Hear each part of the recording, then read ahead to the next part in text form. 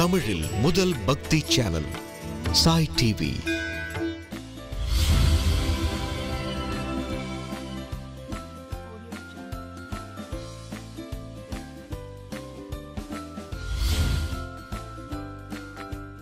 Dear Kutis, welcome to Sai TV in Chuttis நேரம். சுட்டீஸ் எல்லாரும் என்ன பண்ணிக்கிட்டு இருக்கீங்க? பிஸியாக இருக்கீங்களா? ஏதாவது வேலையாக இருக்கீங்களா? கரெக்டாக எழுந்து உட்காந்து சுட்டீஸ் நேரம் பார்க்க ஆரம்பிச்சிட்டிங்களா? இன்றைக்கி ஏதாவது உங்களுக்கு எக்ஸ்ட்ரா கிளாஸஸ் இருக்கா? ஏதாவது ஆன்லைனில் ஏதாவது புதுசாக கற்றுக்குறீங்களா? எதாக இருந்தாலும் எங்களோட நீங்கள் ஷேர் பண்ணிக்கலாம். சரியா? சரி குட்டீஸ், ராமாயணத்தில் என்ன கதை கேட்டுட்ருக்கோம் இப்போது? ஞாபகம் இருக்கா உங்களுக்கு? எங்கே லாஸ்ட்டாக என்ன கேட்டோம்? கொஞ்சம் சொல்லட்டுமா? என்ன கேட்டோம் ஞாபகப்படுத்தட்டுமா? ராமர் சீதைக்கு கல்யாணம் ஆச்சு. அதுக்கப்புறம் அவங்க 2 பேரும் அயோத்திக்கு வந்தாங்க. ராமருக்கு பட்டாபிஷேகம் ஏற்பாடு செஞ்சாங்க. ஆனால் அந்த பட்டாபிஷேகம் நடக்கலை. ஏன்னா கைகேயி வரம் கேட்டாங்க. அதனால அது நடக்கலை. இப்போ அடுத்து என்ன ஆக போகுது பார்க்கலாமா? சொல்கிறேன். அதுக்கப்புறம் ராமர், சீதை, லக்ஷ்மணர் 3 பேருமே அரசரிடம், அதாவது தசரதரிடம் சொல்லிட்டு கிளம்புறாங்க, விடை பெற்றுக் கொள்கிறார்கள். அப்போ தசரதர் சீதைக்கு மட்டும் நிறைய நகைகளையும் புடவைகளையும் கொடுக்கிறாராம், ஆடைகளையும் கொடுக்கிறார். ஆனா அதே சமயம் ராமரும் லக்ஷ்மணரும் மர உரி உடுத்தி கொண்டிருக்காங்க. இந்த சமயத்துல கௌசல்யா அழறாங்க. தசரதரும் ரொம்ப மனசு வருத்தப்பட்டு தொப்பு தொப்புன்னு கீழே விழுந்துகிட்டே இருக்காரு, மயக்கம் அடைஞ்சிட்டே இருக்காரு. ராமரும் சீதையும் லக்ஷ்மணரும் தசரதரையும் மற்ற 3 அம்மாக்கள் இருக்காங்க இல்லையா, கௌசல்யை, சுமித்ரை, கைகேயி, அவங்க 3 பேரையும் சுற்றி வலம் வணங்கி அங்கிருந்து கிளம்புறாங்க. அவங்க எடுத்துக்கக்கூடிய பொருட்கள் என்னன்னாக்க அவங்களுடைய வில்லு, அம்பு, ஒரு மண்வெட்டி, ஒரு கூடை, மண்ணை வெட்டுறதுக்கான ஒரு ஆயுதம், ஒரு டூல், அதுக்கப்புறம் ஒரு கூடை, இவ்வளவுதான் எடுத்துக்கிறாங்க. எடுத்துக்கொண்டு அவங்க அரண்மனையை விட்டு வெளியில வராங்க. வெளியில வரும்பொழுது தசரதர் சொல்றாரு, சுமந்திரர் தான் அவரோட மினிஸ்டர், அமைச்சரை பார்த்து தசரதர் சொல்றாரு, கொண்டு போய் விட்டுட்டு வரணும் அப்படின்னு சொல்றாரு. ராமரை வனம் வரைக்கும் கொண்டு போய் விட்டுட்டு வரணும்னு தசரதரால பேசவே முடியல. சுமந்திரராக அழைத்து கொண்டு போகிறாராம். அப்போ வெளியில, அரண்மனைக்கு வெளியில வந்தா பெரிய கூட்டம் நிக்குது. எல்லா மக்களும் அங்க நிக்கிறாங்க. எல்லாரும் அழறாங்க, ராமா நீ போகக்கூடாது, ராமா நீ போகக்கூடாது அப்படின்னு சொல்லி எல்லாரும் அழறாங்க. அப்ப ராமரால ஒண்ணுமே சொல்ல முடியல. எல்லாருக்கும் கையை மட்டும் கூப்பிடுறார். இல்லை, என்னிடம் வைக்கக்கூடிய அதே அன்பை நீங்க பரதனிடமும் வைங்க, பரதன் உங்களை எல்லாரையும் நல்லா பார்த்துப்பான், நீங்க கவலைப்படாதீங்க அப்படின்னு சொல்லிட்டு, அடுத்து பரதன் அரசாளுவான் அப்படின்னு எல்லார்கிட்டையும் ஒரு விஷயத்த சொல்லிட்டே போறாரு. வயசானவங்க, பெரியவங்க, பிராமணர்கள், இப்படி எல்லாரும் வெளியில நின்று ராமரை பார்த்து கை கூப்பி தொழுது அழறாங்களாம். நிறைய பேரால கூடவே வர முடியல. ஆனா மக்கள் நிறைய பேர் தேருக்கு பின்னாடியே கூடவே வராங்க. சில வயதானவர்களும் வரத்துக்கு கஷ்டப்படுறாங்க. அப்படிங்கறதுனால ராமர் என்ன பண்றாராம், கீழே இறங்கிடுறாராம். தேரை விட்டு இறங்கி அவங்களோட நடந்துட்டே வராராம். இவங்க இப்படியே வெளியில வராங்க. அரண்மனையை விட்டு நடந்து கொண்டே வெளியில வருபவர்கள் என்ன பண்றாங்கன்னாக்க தமசா நதிக்கரைக்கு வந்துடுறாங்க. எந்த நதி? தமசா நதிக்கரைக்கு வந்துடுறாங்க. அந்த நதிக்கரையில தான் ராமர், லக்ஷ்மணர், சுமந்திரர், சீதா 4 பேரும் வந்துடுறாங்க. பின்னாடியே மக்கள் அத்தனை பேரும் வராங்க. இருட்டி போயிடுது. அதனால சுமந்திரர் இங்கேயே தங்கிட்டு பிறகு கண்டினியூ பண்ணலாம் அப்படிங்கிறாரு. அதுக்காக ராமர், லக்ஷ்மணர் படுத்துக்கிறதுக்காக, ராமர், சீதை இருவரும் படுத்துக்கணும் அப்படிங்கிறதுக்காக லக்ஷ்மணர் என்ன பண்றாராம், இலைகளை கொண்டு பெரிய பெரிய லீஃபா கொண்டு அப்படியே தரையில விரிச்சு வைக்கிறாராம். 2 பேரும் படுத்துக்கிட்டோம் அப்படின்னு விரிச்சு வைக்கிறாராம். அப்போ சாப்பிட்றதுக்கு ஏதாவது அப்படின்னு சொல்லி மக்கள்லாம் கொண்டு கொடுக்குறோம் அப்படிங்கிறாங்க. பழங்கள் இதெல்லாம் கொடுக்குறோங்கிறாங்க. உடனே ராமர் சொல்லிடுறாரு, எனக்கு எதுவும் வேண்டாம், தண்ணி மட்டும் போரும் குடிக்கிறதுக்கு அப்படின்னு சொல்றாரு. தண்ணி மட்டும் குடிச்சிட்டு 2 பேரும் படுத்து தூங்கிடுறாங்க. ராமர் சீதையும் படுத்துட்டாங்க அப்படின்ன உடனே மக்கள் எல்லாரும் அங்கங்க அப்படியே நின்று கொண்டிருக்கக்கூடிய மக்கள் எல்லாரும் அப்படியே உட்காந்துக்கிறாங்க, அப்படியே படுத்து தூங்கிடுறாங்க. சுமந்திரரும் லக்ஷ்மணரும் பேசிக் கொண்டிருக்காங்களாம். நடந்தவைகளை பற்றி சுமந்திரரும் லக்ஷ்மணரும் அங்க பேசிட்டு இருக்காங்க. திடீர்னு பாதி ராத்திரி ஆகுது. ராமர் டக்குன்னு கண்ணை முழிச்சுக்கிறாராம். முழிச்சிட்டு உடனே சுமந்திரரை பார்த்து கூப்பிடுறார், மக்கள்லாம் அப்படியே தூங்கி கொண்டிருக்கட்டும், நம்ம கிளம்பி போகலாம் அப்படின்னு சொல்லிட்டு அந்த தேர்ல ராமர், லக்ஷ்மணர், சீதை, சுமந்திரர் தான் தேரை ஓட்டுறாரு. பாக்கி 3 பேரும் அந்த தேர்ல ஏறிக்கிறாங்க. ஏறி அந்த தேர் போய்கிட்டே இருக்கு. கொஞ்ச தூரம் அப்படியே அயோத்திக்கு போற வழியில தேரை கொண்டு போயிட்டு அப்படியே தேரை திருப்பி வேற வழியில போயிடுறாராம் சுமந்திரர். மக்கள்லாம் எழுந்து பார்த்தா அவங்க ஏமாந்து போகட்டும் அப்படிங்கிறதுக்காக அயோத்திக்கு தான் போயிட்டாங்க போல இருக்கு. ஏன்னா பின்தொடர்ந்தே வந்துட்டு இருக்காங்க இல்லையா, அதுக்காக. அப்படியே கிளம்பின தேர் கங்கை கரை ஓரமாக போய்கிட்டு இருக்கான். எந்த பக்கம் போகுது? கங்கை கரை ஓரமாக போய்கொண்டே இருக்கா. இப்படி போன தேர் என்ன ஆச்சுன்னாக்க ஸ்ருங்கபேரபுரம் அப்படின்னு ஒரு பகுதி. அந்த ஸ்ருங்கபேரபுரத்துக்கு முன்னாடியே போய் சேர்ந்துடுது இந்த தேர். கங்கை கரை வரைக்கும் போயாச்சு. போன உடனே ராமர் வரார், லக்ஷ்மணர், சீதா எல்லாரும் வராங்க. அப்படின்ன உடனே அந்த ஸ்ருங்கபேரபுரத்தில் இருக்கக்கூடிய ஒரு வேட்டையாடக்கூடிய பகுதி மக்கள் அங்க இருக்காங்க. அதாவது ஹண்டர்ஸ் இருக்காங்க. அந்த ஹண்டர்ஸுக்கெல்லாம் ஒரு ராஜா இருக்காராம். அந்த ராஜா பேரு குஹன். இந்த பேரு கேள்விப்பட்டிருக்கீங்க தானே நீங்க? அந்த குஹன் ராமர் வந்துட்டார் அப்படின்னு தெரிஞ்ச உடனே எல்லா வகையான உணவுகளையும் கொண்டு வராராம். அதாவது குடிக்கக்கூடிய ஜூஸ் மாதிரி, அப்புறம் சாலிடா சாப்பிடுறது, அப்புறம் கப்பில் ஊற்றி சாப்பிடுறது, சூப் மாதிரி கப்பில் ஊற்றி குடிக்கிறது, இந்த மாதிரி டிஃப்ரெண்டான உணவு வகைகள், ஃபுட்டு வெரைட்டிஸா கொண்டு வராராம் குஹன். யாருக்காக? ராமர் லக்ஷ்மணருக்காக கொண்டு வராராம். கொண்டு மிகப்பெரிய ஒரு அழகான ஒரு படுக்கையும் தயார் செய்து கொண்டு வர்றாரு. நல்லா படுத்து தூங்கறதுக்கு ஒரு பெட் ரெடி பண்ணி கொண்டு வர்றாரு. கொண்டு வந்த குஹன் ராமரோட நிலையை பார்த்த உடனே மரபுரி தரிச்சிருக்காரு இல்லையா? அதாவது காட்டுக்கு போற வனவாசி மாதிரியான ஒரு ட்ரெஸ்ல இருக்காரு இல்லையா ராமர்? அதை பார்த்த உடனே குஹனுக்கு அழுகழுகியா வந்துதான். உடனே குஹன் சொல்றான், சுவாமின்னு நான் உங்களை இப்படி பார்ப்பேன்னு நான் நினைக்கவே இல்லை. என்னுடைய துரதிர்ஷ்டம் உங்களை இந்த கோலத்துல நான் பார்க்கிறேன். இதுவும் நாடுதான், நாங்களும் மக்கள் தான். எங்களின் அரசராக நீங்க இருக்கலாம். நீங்க எதுக்காக காட்டுக்கு போகணும்? இதுவும் காடு தானே, ஏதோ ஒரு காட்டுக்கு போறீங்க, இந்த காட்டுல இருங்களேன், எங்க கூடவே இருங்களேன் அப்படின்னு கேக்குறானா அந்த குஹன். உடனே ராமர் மறுக்கிறார். இல்லப்பா, எனக்கு 14 வருடங்கள் காட்டில் வசிக்க வேண்டும், எந்த வகையான சுகபோகங்களையும் இல்லாமல் நான் வசிக்கணும் அப்படிங்கறதா எங்க அப்பா எனக்கு கொடுத்திருக்க வரமா இருக்கு. எங்க அப்பா கொடுத்த வரம், எங்க அப்பாவினுடைய வாக்கு, அதை நான் நிறைவேற்ற வேண்டும். அதனால நான் இங்கெல்லாம் இருக்க முடியாது. ஆனா இன்றிரவு மட்டும் இங்க தங்கிட்டு போறேன் அப்படிங்கிறாராம். ஒரு பெரிய மரம் இருக்கு, மரத்துக்கு கீழே அதே மாதிரி இலைகளை பரப்பி படுத்துக்கணும். அதே மாதிரி ராமரும் சீத்தையும் படுத்துக்கிறாங்க. லக்ஷ்மணர் இன்னொரு மரத்துக்கிட்ட நின்று காவல் காக்குறார். லக்ஷ்மணர், சுமந்திரர், குஹன் எல்லாரும் இருக்காங்க. குஹன் சொல்றார், இந்த படுக்கையில உங்க அண்ணா தான் படுத்துக்க மாட்டேன்னு சொல்லிட்டார், ராமச்சந்திரமூர்த்தி தான் படுத்துக்க மாட்டேன்னு சொல்லிட்டார். லக்ஷ்மணரை பார்த்து சொல்றார், நான் ஆசையா கொண்டு வந்தேன் இந்த படுக்கையில நீங்களாவது படுத்துக்கலாமே, இந்த உணவுகளை நீங்களாவது சாப்பிடலாமேங்கிறாராம். அப்போ லக்ஷ்மணர் சொல்றார், எங்க அண்ணாவுக்கு எது இல்லையோ, எங்க அண்ணா எதை எடுத்துக்கொள்ளவில்லையோ, எங்க அண்ணனுக்கு இல்லாதது எனக்கும் வேண்டாம் அப்படின்னு சொல்லிட்டு, வேண்டவே வேண்டாம், நான் தூங்கவே போறது இல்லை, நான் நின்று கொண்டே இருக்கேன் அப்படின்னு சொல்லிட்டு லக்ஷ்மணர் நின்று கொண்டே இருக்காராம். லக்ஷ்மணர், சுமந்திரர், குஹன் 3 பேரும் பேசிக்கொண்டிருக்காங்க. மறுநாள் காலையில பொழுது விடியுது. பொழுது விடிந்த உடனே ராமர் என்ன பண்றாராம், ஆலம் பால் வேணும் அப்படின்னு கேட்கிறாராம். அதாவது ஆலமரத்துல இருந்து எடுக்கக்கூடிய பால், அதை கொண்டு தலைமுடியில அப்ளை பண்ணிக்கிறார். தலைமுடியெல்லாம் தேய்ச்சிக்கிறார். தேய்ச்சு தலை சடை மாதிரி போட்டுக்கிறார். அதே மாதிரி லக்ஷ்மணரும் கொடுக்க, லக்ஷ்மணரும் அதே மாதிரி போட்டுக்கொண்டு, வனத்தில் இருப்பவர்கள் அப்படிதான் இருப்பாங்களாம், காட்டுல இருக்கக்கூடியவர்கள்லாம் அப்படிதான் இருப்பாங்க அப்படிங்கிற மாதிரி 2 பேரும் தயாராகிடுறாங்க. குஹன் கிட்ட ஒரு படகை கொண்டு வா அப்படின்னு சொல்றாங்க. இப்போ சுமந்திரரிடமிருந்து விடை பெற வேண்டிய நேரம்.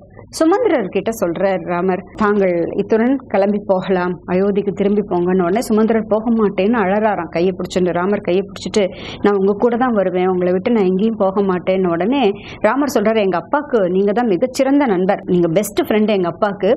அப்பாவோட மந்திரி சபையில இருக்கக்கூடிய முக்கியமான, நாட்டினுடைய நலனை விரும்பக்கூடியவர்கள முக்கியமானவர் ஒருத்தர். நீங்க இல்லாம நாடு அங்க இருக்கிறதே தப்பு. பரதன் வரும் வரைக்கும் நீங்க இருக்கணும், பரதனை நன்றாக பார்த்து கொள்ள சொல்லுங்கள் அப்படின்னு சொல்லிட்டு ராமர் பேசிட்டு கிளம்புறார். சுமந்திரர் அழுது கொண்டே இருக்கார். அவரால் இந்த காட்சியை பார்த்து அவரால் எதுவுமே பண்ண முடியல, அவராலையும் போக முடியல. குஹனும் கூட வரத்துக்கு கேட்கிறார். குஹன்ட்டையும் வேண்டாம் அப்படின்னு மறுத்துடுறார். மறுத்தவர் குஹன் கொடுக்கக்கூடிய ஒரு படகுல ராமர், லக்ஷ்மணர், சீதை பிளஸ் அவங்க கொண்டு வந்த பொருட்கள், நான் சொன்னேன் இல்லையா, வில்லு, 2 வில்லு, அம்பு, மண்வெட்டி, கூடை, இதெல்லாம் எடுத்துக்கிறாங்க இல்லையா காட்டுல வசிக்கிறதுக்காக. அந்த பொருட்களை எல்லாத்தையும், ஆயுதங்கள் எல்லாத்தையும் எடுத்துக்கிறாங்க. இப்படியே அவங்க அந்த படகுல ஏறுறாங்க. இது கங்கை கரையை கடப்பதற்கான படகா இருக்கு. அப்போ அந்த கங்கையில ஏறின உடனே சீதை என்ன பண்றாளாம், கங்கையோட தண்ணி எடுத்து இப்படி தலையில தெளிச்சுக்கிறாளாம். தெளிச்ச உடனே ராமர் என்ன பண்றாரு, அந்த கங்கை ஜலத்தை எடுத்து மனசுல இப்படி நினைத்து கொண்டு, கங்கை தேவியை நினைச்சு கொண்டு இப்படியே தண்ணி விடுறார் கங்கையில. ராமர், லக்ஷ்மணர் 2 பேருமே அதே மாதிரி பண்றாங்க. கங்கையோட பெருமையை நினைச்சுக்கிறாங்களாம். அந்த கங்கை வழியாக அந்த படகு போய்கொண்டே இருக்கு. இப்படி போய்கொண்டே இருக்கக்கூடிய படகு கங்கையை கடக்குறாங்க. ராமர், சீதை, லக்ஷ்மணர் 3 பேரும் சேர்ந்து அந்த கொடுத்த பொருட்களோட எடுத்துக்கொண்டு வராங்க இல்லையா, அந்த பொருட்களோட கங்கையை கடந்து அதோட கரையை அடைஞ்சிடுறாங்க. ஒரு கரையிலேருந்து இன்னொரு கரைக்கு போயிடுறாங்க. பேங்க் ரிவர்ஸ் பார்த்துருக்கீங்க இல்லையா, அதே மாதிரி ஒரு சைட்லேருந்து இன்னொரு சைடுக்கு போயிடுறாங்க. போன உடனே இறங்கி அங்கேருந்து நடந்து போகிறாங்களாம். எவ்வளோ நேரம் ஆகுது பாருங்களேன். அங்கேருந்து இறங்கி நடந்து போயிட்டே இருக்காங்க. ஈவினிங் டைம் ஆகிடுது. ஈவினிங் டைம் ஆச்சுன்னா அப்புறம் கண்ணு தெரியாது இல்லையா, இருட்டிடும் இல்லையா, அதுக்கப்புறம் எங்கேயும் போக முடியாது. அதனால நைட் ஆயிடுச்சுங்கிறதுனால நம்ம இங்கேயே தங்கிடலாம் அப்படின்னு சொல்லிட்டு அந்த இடத்துலையே ஒரு மரத்தை பார்க்குறாங்க. அந்த மரத்துக்கு கீழே இலையெல்லாம் போட்டு படுத்துக்கிறாங்க.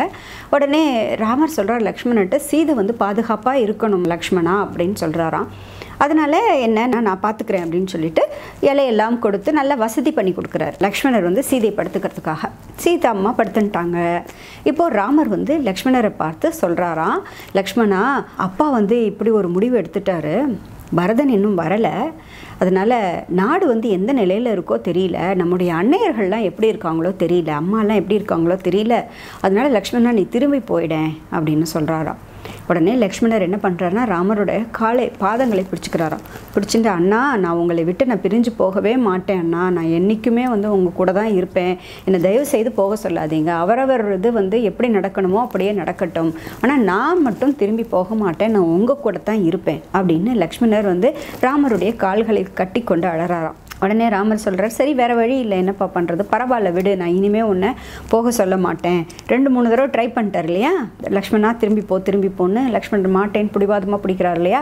அப்போ ராமர் சொல்கிறார், சரி இனிமேல் நான் உன்னை தொந்தரவு செய்ய மாட்டேன், நீ தாராளமாக இரு, என் கூடவே இரு அப்படின்னு சொல்லிடுறாராம். அப்படியே அன்னைக்கு நைட்டு முடிஞ்சு போயிடுது. நெக்ஸ்ட் டே மார்னிங் எழுந்து திருப்பி அவங்க ட்ராவலை கண்டினியூ பண்ணுறாங்க. திருப்பி நடக்க ஆரம்பிக்கிறாங்க. ரொம்ப தூரம் நடக்கிறாங்களாம். நடந்ததுக்கப்புறமா கங்கையும் யமுனையும் சேர்ற இடம், இந்த பக்கம் கங்கை ஓடி வருது, இந்த பக்கம் யமுனை ஓடி வருது, ரெண்டும் சேரக்கூடிய ஒரு இடமாக இருக்குது. அந்த இடத்துல வந்து ஒரு ஆசிரமம் இருக்கிறத பார்க்குறாங்க. ரொம்ப அழகாக இருக்கான், நிறைய மரங்களோட இருக்கக்கூடிய ஒரு ஆசிரமமாக இருக்குது. அவங்க முன்னாடி கேள்விப்பட்டிருக்காங்க அங்கே இருக்கக்கூடிய ஆசிரமம் வந்து பரத்வாஜர் அவர்களது ஆசிரமம் அப்படின்னு கேள்விப்பட்டிருக்காங்க. அதனால என்ன பண்ணுறாங்க, வெளியில் போன உடனே அவரோட சிஷ்யர் ஒருத்தர் வெளியில் வராரு. அவரை பார்த்துட்டு, நாங்கள் வந்து ராமர் லக்ஷ்மணர் நாங்கள் வந்திருக்கோம், நாங்கள் வந்து பரத்வாஜ முனிகளை பார்க்கணும் அப்படின்னு உடனே பரத்வாஜர் பூஜைகள்லாம் பண்ணி கொண்டிருக்காராம். பரத்வாஜர் என்ன பண்ணிட்டு இருக்காரு, பூஜை ஜபங்கள் தியானம் இதெல்லாம் பண்ணி கொண்டிருக்காராம். அவர்கிட்ட போய் அவர் சிஷ்யர் சொல்கிறார், இந்த மாதிரி உங்களை பார்க்கறதுக்காக 3 பேர் வந்திருக்காங்க, பார்க்கணுங்கிறாங்கன்னு. உடனே பரத்வாஜர் வெளியில் வரார். வெளியில் வந்த உடனே அவருக்கு முக்காலமும் உணர்ந்து வரான் பரத்வாஜர். அதனால் பரத்வாஜருக்கு எல்லாமே தெரியும், எல்லாமே தெரிஞ்சிருக்கு பரத்வாஜருக்கு. அவர் வந்து பார்த்த உடனே, ஆஹா ராம லக்ஷ்மணராக வந்திருக்கீங்களா அப்படிங்கிறார்.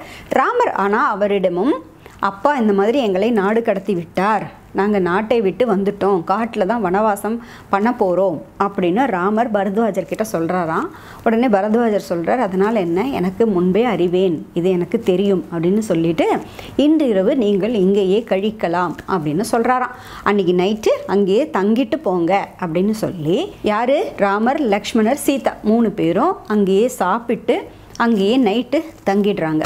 தங்கினதும் காலையில் எழுந்துக்கிறாங்க. காலையில் எழுந்த உடனே நீராடணும், காலையில் செய்ய வேண்டிய என்னென்ன பண்ணணுமோ டியூட்டிஸ், மார்னிங் டியூட்டிஸ்லாம் இருக்கும் இல்லையா, அது எல்லாத்தையும் செய்யணும்.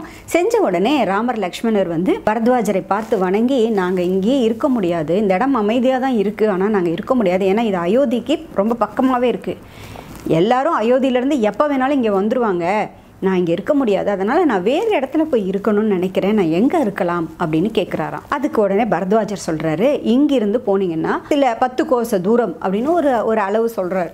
சொல்லி அந்த இடத்துல வந்து சித்திரக்கூட மலை இருக்குது. சித்திரக்கூட மலையோட பெரிய மலை அது. அந்த மலையோட சிகரங்கள் வந்து அப்படியே ஜொலிக்கும் அங்கே. அதனால் வந்து நிறைய முனிவர்கள் அங்கே தான் இருக்காங்க. அதனால் நீங்களும் போய் சித்திரக்கூட மலையில் போய் இருந்து நீங்களும் உங்களுடைய தவ வாழ்க்கையை மேற்கொள்ளலாம் அப்படின்னு பரத்வாஜர் தான் ஐடியா கொடுக்குறாராம் நம்முடைய ராமருக்கு. உடனே பரத்வாஜரை வந்து வணங்கி கொண்டு ராமர் லக்ஷ்மணர் சீதை 3 பேரும் அங்கிருந்து அவருடைய ஆசிரமத்தை விட்டு கிளம்புறாங்க. கிளம்பி இப்போது நடுப்புற வந்து ஒரு பெரிய ரிவர் இருக்குது. அந்த ரிவர் தான் யமுனா. அந்த யமுனா ரிவரை தாண்டி தான் அவங்க அந்த பக்கம் போகணும். யமுனா நதியை கடந்து தான் அவங்க சித்திரக்கூடத்துக்கு போகணும். சித்திரக்கூடம் அப்படிங்கிற ஒரு பகுதிக்கு போகணும். அது காட்டில் இருக்கக்கூடிய ஒரு பகுதி. சரியா? அந்த இடத்துக்கு போகணும். அதுக்கு யமுனையை கடக்கணும். அப்படின்னா யமுனையை கடக்கிறதுக்கு எப்படி கடக்க முடியும்? ஒரு சின்ன போட் வேணும் இல்லையா? அதுக்காக உடனே லக்ஷ்மணர் போய் ஒரு சின்ன போட் ரெடி பண்ணுறாராம். அந்த இடத்துல ஓடத்தை தயார் செய்கிறாராம். அந்த போட்டில், குட்டியான ஒரு போட்டில் வந்து ராமர் லக்ஷ்மணர் சீதை எல்லாரும் வந்து அந்த பொருட்களோட யமுனையை கடந்து போகிறாங்க. இந்த யமுனையை கடக்கும் போதும் சீதாதேவி என்ன பண்ணுறாங்களாம், யமுனா மாதாவை நினைத்து கொண்டு அந்த தண்ணி எடுத்து மேலே தெளித்து கொண்டு வணங்குறாங்களாம். ராமர் வந்து அர்க்கியம் விடுறாராம் இந்த யமுனை நதிக்கரையிலேயே. யமுனையை தாண்டி இவர்கள் யமுனையினுடைய கரையை அடைகிறார்கள். யமுனையோட இன்னொரு பக்கத்தை அடையிறாங்க. அடைந்து அவர்கள் அங்கிருந்து இறங்கி நடக்க ஆரம்பிக்கிறாங்க. இப்போ எங்கே போகணும், அவங்க சித்திரக்கூடம் போகணும் இல்லையா.